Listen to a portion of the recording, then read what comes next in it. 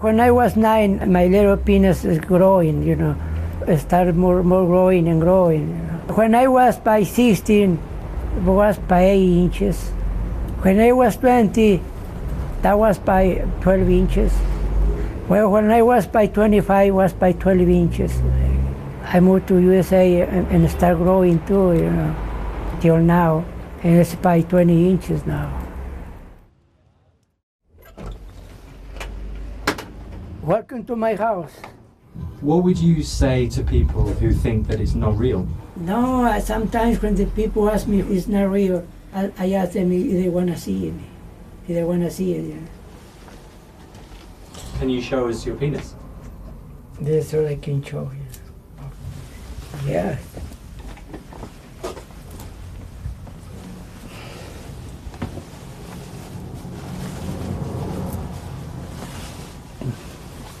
Do you know why your penis is so long? No, I don't know why. I don't know why my penis is too long. And why do you have the bandages? To be comfortable, because my body me my pants. That is why I put. What would happen if you didn't have the bandages? Don't get comfortable. What would be the problem for you? Because that's the way I feel comfortable like that, So Roberto has a penis that is almost 20 inches long, and he claims that it grew naturally. But he was reluctant to remove the bandages. He claims that it's a disability which prevents him from working, and part of his claim for disability benefit involved him having a scan to prove that his penis was in fact real. My name is Dr. Jesus Pablo Gil Muro. I'm a radiologist. When he came here to do a CT scan, my first impression was that it was a unique and unusual case. We usually don't see patients with this condition. So Roberto's flaccid penis was bigger than average at 6.5 to 7 inches, but with hugely extended foreskin.